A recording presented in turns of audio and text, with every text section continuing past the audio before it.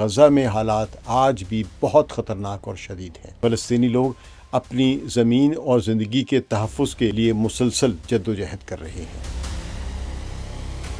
ایران کی بڑی فوج خطے کے مستقبل پر اثر ڈال سکتی ہے۔ آج کے دور میں بھی فلسطینیوں کی مشکلات عالمی سطح پر پوری طرح تسلیم نہیں کی جا رہی ہیں۔ لوگ بھوک اور بیماریوں سے تڑپ رہے ہیں اور گھروں کو بمباری سے تباہ کیا جا رہا ہے۔ وہاں پہ صحافیوں کو جانے کی اجازت نہیں ہے۔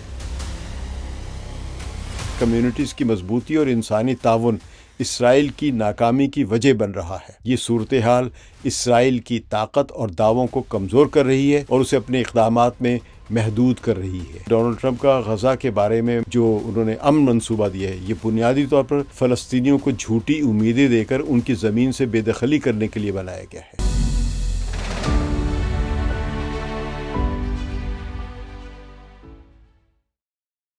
ثقلین امام کو سلام قبول کیجیے۔ اس وقت مشرق وسطیٰ میں جو بھی تنازع ہے، ایران کا براہ راست کسی ٹکراؤ کا جو خطرہ ہے، ان سب بحران کے پیچھے، اتنے بڑے جو بحران پورا اس خطے پہ پھیلا ہوا ہے، اس کے پیچھے اصل مسئلہ فلسطینیوں کا ہے۔ اور حال ہی میں 2 سال سے جاری جو حملے رہے ہیں اسرائیل کے غزہ کے اوپر، 7 اکتوبر سے جو شروع ہوئی تھی ایک باقاعدہ جنگ، اور اس سے پہلے جو بہت عرصے سے مسئلہ چل رہا ہے وہ ہے فلسطینیوں کا، غزہ کا اور غرب اردن کا۔ تو اس غزہ میں جو 2 سال کی جو بربادی ہوئی ہے، جس کی وجہ سے یہ سارا بحران پھیل گیا ہے اس پورے خطے میں، اس کے پیچھے اصل غزہ ہی کا وہ فیکٹر ہے یا وہ آپ کے لیے وجہ ہے، جس کو اس وقت انٹرنیشنل میڈیا نے ذرا سا نظر انداز کیا ہوا ہے۔ لیکن غزہ کی صورتحال پر حال ہی میں امریکہ کے ایک معروف انویسٹیگیٹو جرنلسٹ ہیں سیمور ہرش، انہوں نے اپنی ایک رپورٹ شائع کی ہے جس کی تفصیلات کے کچھ حصے میں اپنے سامعین کے لیے اردو میں پیش کر رہا ہوں، تاکہ آپ کو معلوم ہو سکے کہ غزہ میں اس وقت کیا صورتحال ہے، اور اس کو کسی بھی حال میں بھولنا نہیں چاہیے، جس طرح کی وہاں پہ نسل کش جنگ اسرائیل نے کی ہے اور امریکہ نے اس کی مدد کی ہے۔ دنیا کے کئی حصے آج بھی جنگ مسائل اور انسانی مصائب میں مبتلا ہیں، لیکن غزہ میں حالات آج بھی بہت خطرناک اور شدید ہیں۔ فلسطینی لوگ اپنی زمین اور زندگی کے تحفظ کے لیے مسلسل جدوجہد کر رہے ہیں، یہ سیمور ہرش نے لکھا ہے۔ وہ مزید لکھتے ہیں کہ اسرائیل لبنان میں ممکنہ اور حوثی قیادت کے ٹھکانوں پر بمباری کرنے کے بارے میں سوچنے کا منصوبہ جو اسرائیل میں ابھی بھی جاری ہے، جبکہ ایران کی بڑی فوج خطے کے مستقبل پر اثر ڈال سکتی ہے۔ یعنی یہ سیمور ہرش کی آبزرویشنز ہیں۔ عالمی طاقتیں جیسے امریکہ، روس، سعودی عرب اور چین اپنی توانائی، فوجی طاقت اور وسائل کے بارے میں دعوے کرتے رہتے ہیں، اور روسی صدر پوٹن یوکرین کے امن مذاکرات سے غائب ہیں۔ امریکہ اور اسرائیل کے تعلقات خطے میں اثر و رسوخ قائم رکھنے میں اہم کردار ادا کر رہے ہیں۔ سیمور ہرش مزید کہتے ہیں کہ اسرائیلی فوج، جس کی قیادت وزیر اعظم بنیامین نیتن یاہو کر رہے ہیں، غزہ پر بمباری جاری رکھے ہوئے ہے، اور کئی بار طے شدہ جنگ بندی کے یہ جو معاہدے ہیں ٹوٹ چکے ہیں۔ فلسطینی جو اب غزہ کے ایک چھوٹے حصے میں محدود ہو گئے ہیں، اپنی جان بچانے کی ہر ممکن کوشش کر رہے ہیں، اور کچھ لوگ تو اپنی فصلیں بھی وہاں اگانے کی تیاری کر رہے ہیں۔ یعنی وہ اپنی زمین سے اپنا رابطہ، اپنا تعلق برقرار رکھنا چاہ رہے ہیں۔ یہ صبر اور استقامت کی ایک بہت بڑی مثال ہے، خاص طور پر اس وقت جب رپورٹس کے مطابق اسرائیلی فضائیہ اور فوج نے گزشتہ سال اکتوبر کی جنگ بندی کے بعد سے غزہ میں 2500 سے زائد عمارتیں تباہ کر دی ہیں۔ یہ صرف جنگ بندی کے بعد کے اعداد و شمار ہیں۔ لاکھوں فلسطینی خیموں میں رہ رہے ہیں جو بارش میں بھیگ جاتے ہیں اور سردی سے لڑنے کی کوشش کرتے ہیں، اس پہ زندہ رہنے کی کوشش کرتے ہیں۔ سیمور ہرش کے مطابق اگرچہ خوراک کی فراہمی میں بہتری آئی ہے، لیکن زیادہ تر خوراک ان لوگوں تک نہیں پہنچ پا رہی ہے جو واقعی اس کے حقدار ہیں یا جو محتاج ہیں۔ یہ خوراک زیادہ تر ان لوگوں کو مل رہی ہے جو خرید سکتے ہیں، جن کے پاس پیسہ ہے۔ غزہ کے حالات دیکھنے والے ایک تجربہ کار مبصر کے مطابق، یہ سیمور ہرش کسی مبصر سے بات کرے، وہ جس نے وہاں کے عینی شاہد کے طور پہ واقعات ان کو بتائے سیمور ہرش کے، تو اس عینی شاہد کے مطابق خوراک کی کمی اور مہنگائی لوگوں کی زندگیوں پر شدید اثر ڈال رہی ہے۔ شدید قحط کے بعد صرف چند کھانے یا چند دن کی خوراک دینا لوگوں کے لیے عارضی مدد کے مترادف ہے، کیونکہ جسم پہلے ہی اپنی چربی اور اس کے اندر جو مسلز ہے وہ استعمال کر کے اپنی زندگی بچانے کی کوشش کر رہے ہیں۔ یعنی بھوک کی وجہ سے، قحط کی وجہ سے انسانی جسم کی یہ حالت ہو چکی ہے وہاں پہ۔ سیمور ہرش جس مبصر کی بات کر رہے ہیں اس نے ان کو بتایا کہ آج کے دور میں بھی فلسطینیوں کی مشکلات عالمی سطح پر پوری طرح تسلیم نہیں کی جا رہی ہیں، کیونکہ وہاں پہ صحافیوں کو جانے کی اجازت نہیں ہے۔ بچے بھوک، ناقص رہائش اور صفائی کی کمی کی وجہ سے جسمانی طور پر اور ذہنی طور پر شدید متاثر ہو رہے ہیں۔ دنیا کی اکثریت یہ دیکھ کر بھی خاموش ہے کہ بچے جل رہے ہیں، لوگ بھوک اور بیماریوں سے تڑپ رہے ہیں اور گھروں کو بمباری سے تباہ کیا جا رہا ہے۔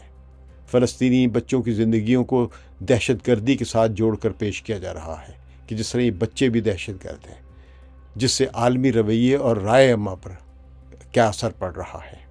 یعنی یہ ثابت کرتا ہے کہ ان بچوں کو بھی دہشت گرد کہہ کے مار دینا جائز سمجھا جا رہا ہے۔ اور مغربی میڈیا ہر حملے کو، اسرائیل کا جو بھی حملہ ہوتا ہے غزہ پر یا کسی بھی فلسطینی ٹھکانے پر یا کسی بھی فلسطینی آبادی پر، چاہے وہ غرب اردن ہی میں کیوں نہ ہو، اس کو وہ دہشت گردوں پر حملہ اور اسرائیل کا اپنا دفاع کا حق یعنی سیلف ڈیفینس سمجھتے ہوئے اس کو تسلیم کر لیتے۔ یہ درست اقدام ہے۔ اسرائیل کے حکمت عملی میں شواہد کو مٹانا یعنی ثبوت بھی ختم کر دینا، بمباری کرنا اور پھر الزامات کو مسترد کر دینا شامل ہے۔ یعنی وہ سرے ہی سے مسترد کر دیتا ہے، انکار کر دیتا ہے کہ اس نے دشمن یا کسی پر یا بے گناہ پر گولی چلائی یا بم میرا یا میزائل مارا۔ یہ سب کچھ عالمی برداشت یعنی کیونکہ دنیا ان کو ٹالریٹ کر رہی ہے اسرائیل کی ان زیادتیوں کو، اس وجہ سے ان کو کوئی روک نہیں پا رہا ہے، جس سے اسرائیل کو قتل کرنے کی ایک اجازت دی جاتی ہے، لیکن یہ سب کچھ محدود حد میں کیا جاتا ہے۔ یعنی بڑی اس طرح کے کھل کے نہ کریں، اور لیکن کیا بھی جا رہا ہے۔ ہسپتالوں اور خیموں کو دہشت گرد ٹھکانوں کے طور پر پیش کرنا، صحافیوں اور امدادی کارکنوں کو نشانہ بنانا اور مغربی ممالک کی حمایت حاصل کرنا اسرائیل کی اس حکمت عملی کا حصہ ہے۔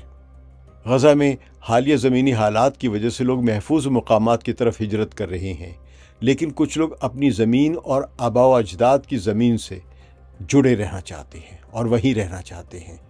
بچوں کو زمین سے جڑے رہنے اور ملک سے محبت کی تربیت دی جاتی ہے، اس لیے وہ زمین چھوڑنے کو تیار رہیں۔ کمیونٹی کی مضبوطی اور ایک دوسرے کی مدد فلسطینیوں کو اپنی مشکلات کے باوجود جینے کا حوصلہ دیتی ہے۔ ایک دوسرے کے ساتھ مل کر مرتے ہیں، ایک دوسرے کے ساتھ مل کر جیتے ہیں، یہی ان کا سب سے بڑا حوصلہ ہے۔ غزہ میں اسرائیل کی 2 سالہ بمباری کے باوجود وہ اپنے فوجی مقاصد حاصل کرنے میں ناکام رہا ہے۔ ہلاکتیں اور تباہ کاریاں بڑھ گئی ہیں، لیکن یہ اسرائیل کو کوئی بڑا اسٹریٹجک فائدہ نہیں دے رہی ہیں۔ اسرائیلی فوج خوفزدہ ہو کر واپس آ رہی ہے اور جدید ہتھیاروں کے باوجود زمین پر لڑائی نہیں کر پا رہی ہے۔ یہ میں نہیں کہہ رہا ہوں، یہ سیمور ہرش کہہ رہے ہیں۔ فلسطینیوں کی زمین سے جڑت، ثقافت اور زندگی اسرائیل کے لیے کوئی حل پیش نہیں کر رہی ہے، بلکہ مزید پیچیدگیاں پیدا کر رہی ہے۔ سیمور ہرش مزید کہتے ہیں کہ غزہ کی کمیونٹیز کی مضبوطی اور انسانی تعاون اسرائیل کی ناکامی کی وجہ بن رہا ہے۔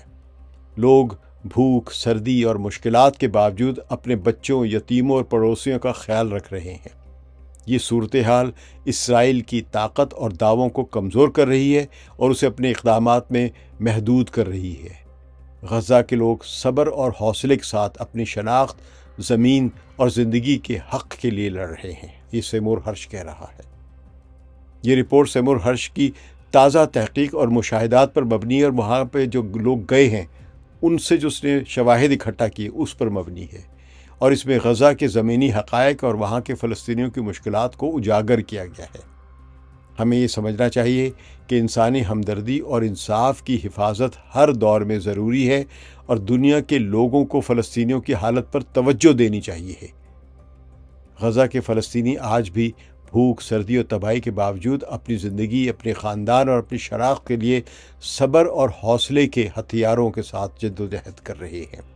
ان کا سب سے بڑا ہتھیار ان کا صبر ہے اور ان کا حوصلہ ہے۔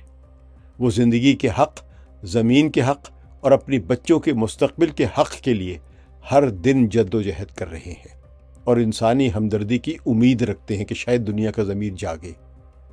لیکن یہ بھی واضح کرنا ضروری ہے کہ امریکی صدر ڈونلڈ ٹرمپ کا غزہ کے بارے میں منصوبہ بندی جو انہوں نے امن منصوبہ دیا ہے، یہ بنیادی طور پر فلسطینیوں کو جھوٹی امیدیں دے کر ان کی زمین سے بے دخلی کرنے کے لیے بنایا گیا ہے، اور اس منصوبے میں بعض مسلم ممالک بھی شریک جرم بن کر تعاون کر رہے ہیں۔